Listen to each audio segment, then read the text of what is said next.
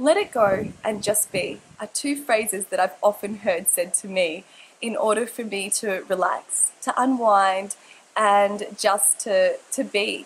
However, it's a lot easier said than done.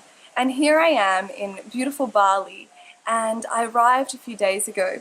And here I was planning out the whole entire itinerary. Maybe you can relate to this. So I was like, well, on this day I'm going to do that. On this day I'll do this, so I can fit everything in. And my husband said to me, he goes, Megan, you just need to let go. You just need to be. And I thought, well, how do I do that? And once again, I'm thinking of doing, because you see, my whole life I've just wanted to do. So in order to be and to let go, I found that rather challenging. So lucky I married a smart man, and he said, you're here to relax, you're here to unwind. You must do that for yourself, for your body. So I did an NLP technique on me, which really helped. But then I also started to say a few words into my mind, and I started to change my thinking around the purpose of why it's important to let it go and to just be. And I'm really pleased to say that I learned. It took me 3 days, but I ended up doing it. And I read a novel, and I ended up doing what I wanted to do.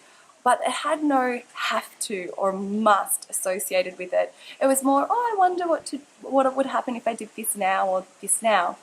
And so I want to share with you a few findings, a few learnings that I had as a result of this, because perhaps you struggle also to unwind, to relax, particularly for busy mothers. There tends to be a lot of guilt associated with that. So here are a few things that I'd like to share with you. The first one is, it's important to listen to your body. Yes, I know you've heard it before, but it's really important that if your body is saying rest, then clearly you need to rest, because your body knows what you need. And often we get sick, or we just fall over and can't even get out of bed for a few days. It's because we've pushed too much. We've pushed ourselves too far. And if you think about it, there's probably signs leading up to that moment where you realize that perhaps I should have just rested. So listen to your body, do what it needs. The other thing that I want to share with you that I found really important is this notion of time. You see, particularly in the Western world, there's so many phrases like, I don't have enough time, the clock's ticking. There's so many other words associated with time that we become obsessed with time and managing our time. However, Eckhart Tolle talks about being in the now, living in the moment. And I think that's really important, because really we don't have any future or any past. All we have is now, and now again. And so being in that present moment means getting rid of perhaps distractions or thoughts that are stressing you, and just enjoying the moment for what it is, for where you're at. And doing that means that it rests your mind onto any worries from the past and any anxiety about the future. So be in the now, be in the moment, switch off your phone, get off Facebook, listen to the person you're with, notice your surroundings, listen to the sounds of the wind in the leaves of the trees. The other thing that I wanted to share with you as well is say kind words to yourself.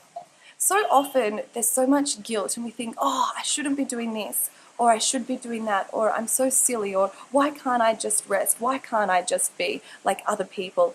And then we end up going through this crazy cycle of should've, could've, would've, and nasty words that we say to ourselves, which gets us more stressed and more upset about who we are. So I want to encourage you to say nice words to yourself. Say, I can be, or I am just being, and my body wants to rest right now.